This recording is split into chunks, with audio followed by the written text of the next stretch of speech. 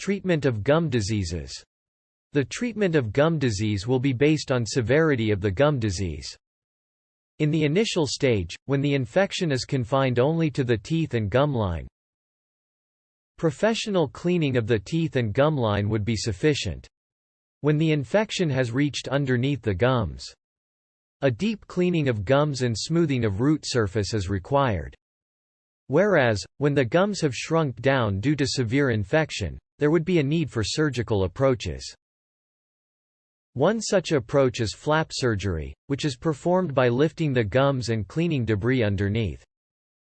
Further, a bone graft is added and the gums are stitched back firmly, if the bone is found to be inadequate.